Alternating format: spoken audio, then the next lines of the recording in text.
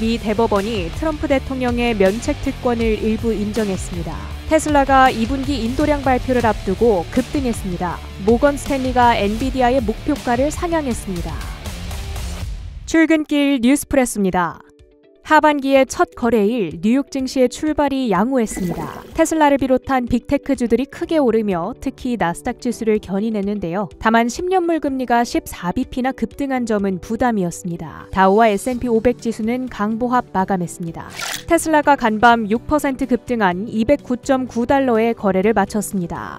지난 1월 초 이후 처음으로 주가가 200일 이동평균선을 돌파하며 주요 기술적 레벨을 뚫어낸 건데요. 2분기 인도량 발표에 대한 기대감에 따른 움직임으로 해석됩니다. 하지만 이 같은 뜨거운 기대감에 찬물을 붓듯 웰스파고는 이번 3분기 테슬라의 주가가 하락할 거란 경고를 내놨습니다. 가격을 내려 판매를 끌어올리는 전략도 한계에 부딪힐 거라는 건데요. 연간 판매 대수가 전년 대비 14% 급감할 거란 경고와 함께 목표가를 $120로 제시했습니다.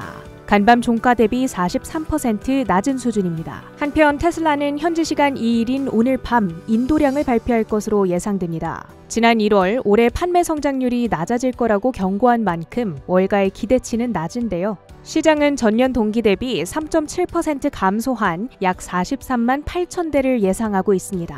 간밤 유럽연합이 메타가 디지털 시장법을 위반했다는 예비 결과를 내놨습니다. 문제가 된 건 맞춤형 광고 요금제인데요. 구독료를 내지 않으면 사용자의 데이터를 수집하고 있는 메타의 정책이 정당하지 않다는 겁니다. 적절한 시정 조치를 취하지 않을 시 전 세계의 연간 수익의 10%에 달하는 벌금을 부과받을 수 있습니다. 애플이 신형 에어팟에 적외선 카메라를 장착할 거란 전망이 나왔습니다. 애플 전문 애널리스트 거밍치에 따르면 2026년 양산을 목표로 하고 있는데요. 혼합현실 헤드셋 비전 프로와 통합돼 공간 음향을 강화할 것이란 기대가 나타나는 가운데 IR 카메라 부품의 공급사로는 폭스콘이 지명됐습니다. 보잉은 분사 20년 만에 스피릿 에어로 시스템즈를 인수한다 밝히자 항공기 품질 및 안전관리 강화 기대감에 2%대 올랐습니다. 중국의 전기차 업체 니오는 6월 인도량이 전년 동월 대비 98% 급증했다 밝히자 6.7% 올랐습니다.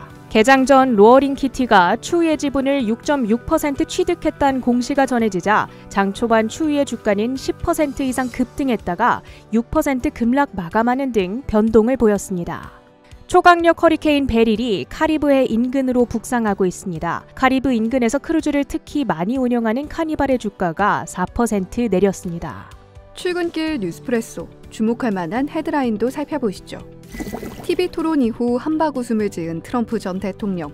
간밤 모습을 보면 될 놈 될이라는 단어가 떠오릅니다. 미국 연방대법원이 2020년 미국 대선 불복, 16 의회 난입 선동 혐의 등으로 기소된 도널드 트럼프 전 미국 대통령이 주장해오던 면책 특권을 일부 인정한 건데요. 대법원의 이번 판결로 오는 11월 대선 전 이 사건과 관련해 재판이 시작되는 것이 사실상 불가능해졌다는 평가가 나옵니다. 트럼프 후보가 당선된다면 대통령의 권한으로 선거 방해 사건 기소 자체를 기각할 수 있고 모든 연방 재판은 퇴임 이후로 연기할 수 있기 때문인데요. 트럼프 후보의 기세와 함께 올라온 것도 있습니다. 바로 국채금리와 달러-엔 환율이죠. TV 토론 이후 트럼프의 승리 가능성이 60% 가까이 올라오면서 채권 발행을 늘릴 것이라는 전망이 속속 나왔고 이는 장기물 채권 금리 급등으로 이어지고 있습니다. 때문에 지수는 올랐어도 S&P 500 종목 중 380개가 하락하는 종목 장세가 펼쳐졌죠. 달러엔 환율도 161엔까지 올라와 우리 환율에도 지속적인 부담이 될 전망입니다. 월가에선 트럼프 당선 확률이 올라간다는 건 인플레이션, 금리 상승을 의미할 수 있다고 말하는데요. 우리도 그에 맞는 현명한 투자 전략으로 대비해야겠습니다.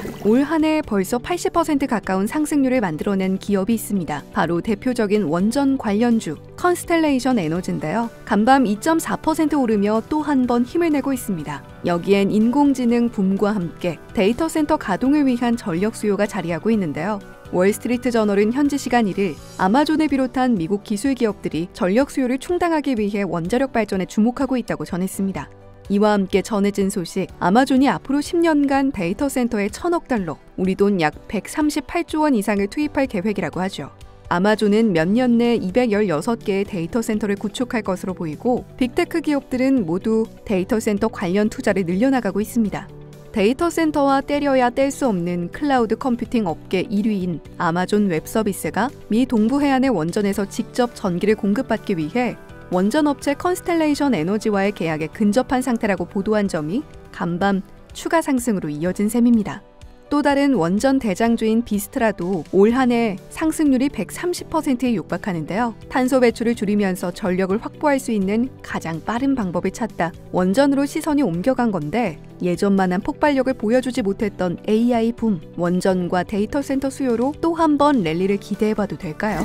중동 지역 리스크에 더해 미 남동부 초강력 허리케인 소식으로 공급 우려가 커지며 WTI 원유 선물이 2% 넘는 급등세 83.4달러로 2개월 만에 최고치를 기록했습니다. 오전 7시 현재 비트코인은 63,000달러 선에서 금, 은, 구리 동반 상승 속 금이 2,330달러 선에서 움직이고 있습니다. 러셀 2000만 0.9% 하락, 나스닥 100 0.7%, 필라델피아 반도체 지수 0.1% 올랐습니다. 지금까지 뉴욕 증시 마감 상황 출근길 뉴스프레소 전해드렸습니다.